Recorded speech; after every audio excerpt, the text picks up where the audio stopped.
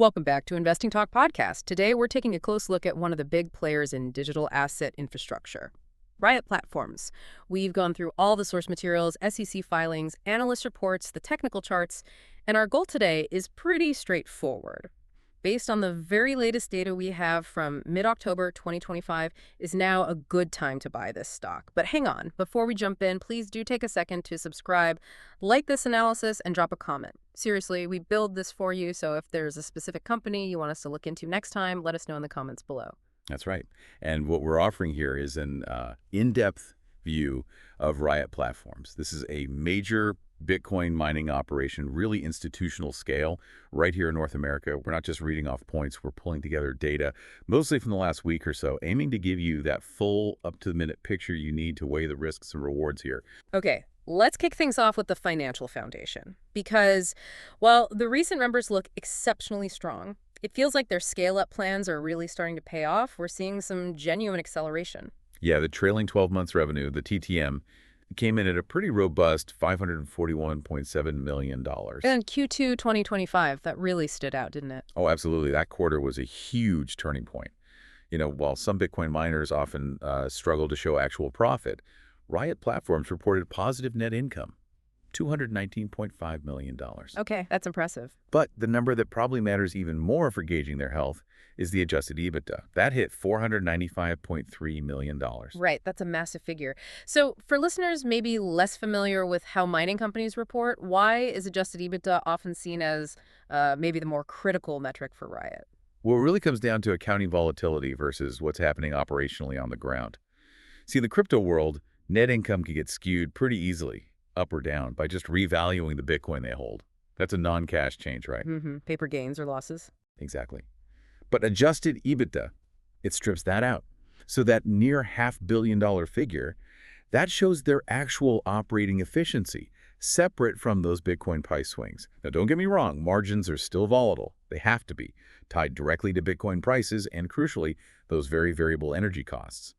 But these Q2 results, they really demonstrate significant operational leverage and resilience too, especially compared to earlier crypto cycles. The analysts are seeing this. Oh yeah, they're now projecting continued year-over-year revenue growth, partly because of this visible operational efficiency. Okay, but let's ground ourselves. The sources do confirm 92% of the revenue is still directly from Bitcoin mining itself. So yes, efficiency is up, but they are fundamentally tied to that BTC price. Absolutely, which makes their financial strength really, really important. And speaking of strengths, let's look at the balance sheet. The sources consistently call it healthy. Healthy how? Well, very low debt levels, for one. Specifically, the reports say no material long-term debt as of the end of Q2 2025, plus strong liquidity. Wait a sec, though. In an industry like this, mining, it demands constant, huge capital spending to scale up. Is having zero material long-term debt actually always a good thing? Or could it mean they're being maybe a bit too conservative? Are they possibly leaving cheap expansion money on the table, especially if they feel strongly about future Bitcoin prices? That's a really valid point to raise, but, you know, in such a cyclical and, frankly, unpredictable industry like crypto mining, having that fortress balance sheet, it's generally viewed as a major strategic plus. Their free cash flow is positive, and that liquidity gives them critical flexibility. They can jump on expansion opportunities or acquisitions without having to dilute shareholders like crazy or take on expensive debt if the market suddenly turns down. So it's a risk management strategy. Precisely. It's a more risk-averse approach, and institutional investors tend to really like that stability. Okay, so they have the cash, low debt. But cash isn't everything if you don't have a solid plan and some kind of protective barrier, right? A moat. What do the sources say protects their business? What's their operational moat? It really seems to be two things. Just sheer scale and cost leadership. They've got a dominant position in the U.S., running some of the biggest institutional scale operations in North America, mainly big sites in Texas and Kentucky. Right. But the real key, the cost leadership part, that comes down to their energy contracts. It's strategic. Okay, this is where we need specifics. Everyone talks about low-cost power. What makes Riot's situation special? Well, they're deeply plugged into the Texas energy market, ERT. And this lets them benefit massively from something called curtailment. Explain that. It's not just about getting cheap power when there's plenty of it. It's also about being able to sell power back to the grid when demand spikes and prices are high. Effectively, they can turn their downtime, when they might shut off miners, into a pretty significant revenue stream.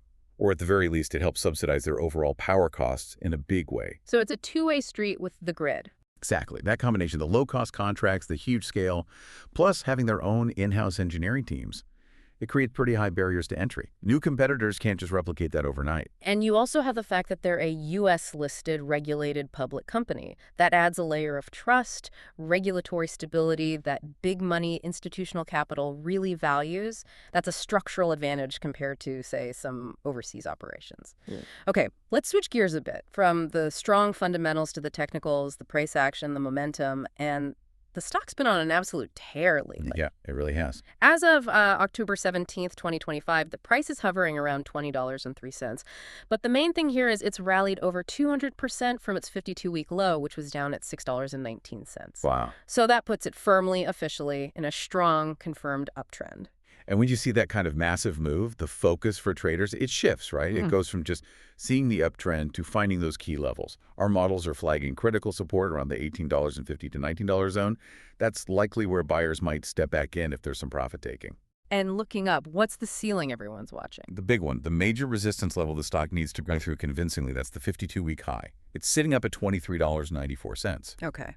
However, the technical models are projecting a pretty bullish range for the next 3 months. We're seeing forecasts suggesting the stock could trade between, say, $21 and maybe $25.50, maybe even higher, through the end of December 2025. So continued positive momentum expected. That's what the charts seem to imply, likely driven by catalysts people are anticipating. Now, when we talk momentum, we absolutely have to talk volatility. This stock carries a high beta 4.63. That sounds, well, pretty scary for a regular investor. What does a 4.63 beta mean in practical terms? Yeah, that number tells you right away this is a high-octane kind of trade. For anyone not familiar, beta measures how much a stock tends to move compared to the overall market, usually the S&P 500. So a beta of 4.63 means if the S&P 500 moves just 1% up or down, Riot platform stock could, theoretically, swing almost 4.6% in the same direction. It's highly reactive. Which is pretty typical for a leader in a speculative growth area like this. Exactly. Yet, the source materials describe the recent price action as being marked by healthy, orderly accumulation. How do we square high volatility with orderly movement? That seems contradictory. It does sound it, but it's about the character of the volatility. It's not just chaos.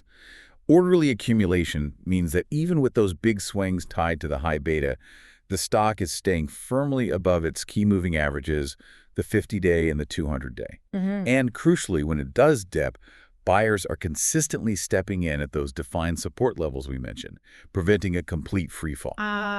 So it confirms a sustained bullish trend, where it looks like larger, perhaps institutional buyers are building positions steadily over time rather than just, impulsive retail chasing. Okay, now let's layer in the sentiment picture, especially among the big players, because that often drives this kind of accumulation. Wall Street overall is leaning quite bullish here. The consensus among 15 different analysts covering the stock is a moderate buy. And the breakdown, how many buys versus holds or sells? It's pretty telling. 14 analysts have buy ratings, and just one has a sell. That's significant institutional backing right there. So where do these analysts see the stock heading over the next year? The average 12-month price target comes out to $21.32. Now, that's only about 6% upside from where it is right now, which might sound a bit muted. Yeah, not huge. But the high target from analysts goes all the way up to $28. That represents a potential 40% upside if the main catalysts they're watching actually play out. 40% is definitely more eye-catching. Right. And importantly, we've seen reports of increased institutional money flowing into the stock in the last quarter, which seems to support this idea that the big investors are actively getting positioned. Okay, let's look ahead then. What specific events, what catalysts are lined up that could move the stock in the coming months? Well, the immediate big one everyone's watching is the Q3 2025 earnings release. That's scheduled for October 30th. This is critical. Why so critical this time? Analysts are expecting continued strong year-over-year growth, yes, but crucially, they're looking for continued margin expansion. That would validate the whole story about improved operational efficiency we talked about earlier. If Riot delivers on that, it could easily be the trigger needed to test, maybe even break through, that $23.94 resistance level. And beyond just the earnings numbers, what about actual operations? Are they still adding capacity? Absolutely. Operationally, they have new mining capacity scheduled to come online by the end of this year, 2025. And this isn't just theoretical. It's a direct, measurable boost to their Bitcoin production and therefore their revenue. That should start showing up in the numbers very soon. You can actually track this in their monthly production updates. And then there's the bigger picture, the macro environment, which could provide a huge tailwind for the whole sector, not just Riot. Correct. We really can't ignore the regulatory and market structure stuff. There's anticipation around potential Bitcoin ETF approvals in Q4 2025, or maybe just broader regulatory clarity for digital assets. Either of those could significantly boost sentiment across the board and potentially lift valuations for the leading miners like Riot. Less regulatory uncertainty usually means a lower risk premium for the whole industry. And market structure events, too. Yeah, things like the upcoming ETF and index rebalancing on November 18th, and then the institutional ownership filings we'll see in December. Those events often force funds to buy or sell, injecting fresh liquidity and sometimes causing a market re-rating. Okay, but the really interesting part, maybe the most speculative, comes from the chatter mentioned in the sources. Talk about potential consolidation. Strategic acquisition talk is definitely out there. The industry might be ripe for some consolidation. And also rumors about potential major hosting deals. Hosting deals, meaning mining for others. Yeah, using their infrastructure to mine Bitcoin for other companies, which could significantly broaden their revenue streams beyond just mining for themselves. But the biggest buzz, the most intriguing speculation. Right, the one that could be a real game changer. This links right back to their massive power-hungry infrastructure, especially in Texas. It's the potential for Riot platforms to expand their business model into AI or high-performance computing, essentially becoming a specialized data center provider. Okay, why is that such a big deal? Why does that matter so much more than, say, a hosting contract? Because it represents real, meaningful diversification away from the pure, often gut-wrenching volatility of Bitcoin mining. Think about it. These advanced data centers, especially for AI training, they need enormous amounts of reliable, cheap power. That's exactly the kind of infrastructure Riot has already built for its mining. The same core asset, used differently. Precisely. If they can successfully leverage that existing infrastructure, those power advantages, for high-margin computing services, they could transform. They'd go from being just a pure-play crypto stock to potentially being seen as a digital infrastructure giant with more stable, possibly recurring revenue streams. That would completely change how Wall Street values them, right? Yeah. The earnings multiple they assign, they wouldn't just be a cyclical miner anymore. Exactly. They start looking more like a reliable data center operator, which typically gets a much higher, more stable valuation.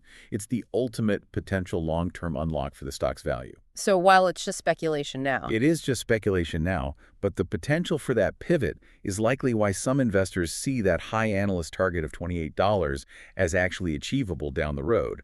However, and this is a big however, we have to be balanced here, investing in a high-growth, high-beta stock like Riot definitely carries significant risks you absolutely need to be aware of and comfortable with. okay, lay them out. Well, the biggest and most obvious risk is just that heavy exposure to Bitcoin's price volatility.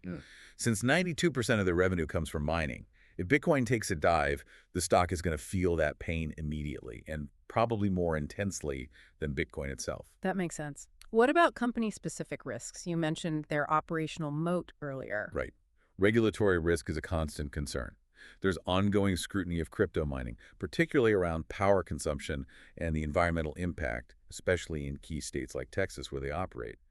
Any unfavorable ruling or maybe a forced change to their power contracts could dramatically increase their costs and erode that competitive advantage pretty quickly. And just the risk of executing their plans. Yeah, you can't ignore standard operational scaling risks, delays or cost overruns on those big expansion projects they have planned.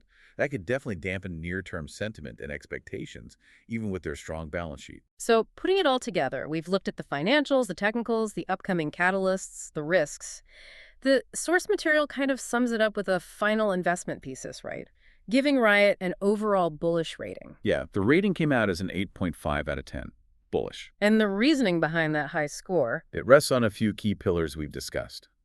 That strong, accelerating revenue growth we saw in Q2, the robust balance sheet, very little debt giving them resilience, their genuine leadership position in the sector, largely driven by that cost advantage from the ERCOT power situation, and importantly, those multiple high-impact catalysts coming up soon, earnings, more capacity online. And who is this stock best suited for? Is it more of a quick trade or something to hold on to? The analysis suggests it's actually kind of interesting for both profiles. It looks attractive for shorter-term trading, playing those immediate catalysts like the Q3 earnings report. But it also seems suitable for long-term investment, making a bet on Riot's structural leadership in the whole digital asset infrastructure space, and, crucially, that longer-term potential of the AI or high-performance computing pivot we talked about. Okay, that brings us towards the wrap-up. For you, the listener, the investor, the trade-off seems pretty clear here. You're potentially buying into a company that looks like a financial and operational leader in its sector, one that's demonstrably improved its efficiency and scale. And it's a big, but you absolutely must accept the inherent, potentially stomach-churning volatility that comes directly tied to the price of Bitcoin. Hmm. And that leads us right into our final provocative thought for you to consider. Given Riot Platform's huge scale, those valuable low-cost power contracts, and the substantial infrastructure they already own, should investors primarily be valuing this company based only on its current Bitcoin production, which is essentially a highly volatile cyclical commodity business, or is its real long-term value increasingly tied to its ability to pivot, to leverage that powerful infrastructure for adjacent sectors? Sectors like high-density computing or AI data centers that are potentially less volatile and might offer different kinds of growth. That shift in perception, that could be the key difference between seeing maybe 6% upside or potentially that 40% upside analysts are talking about in the coming years. Something to think about.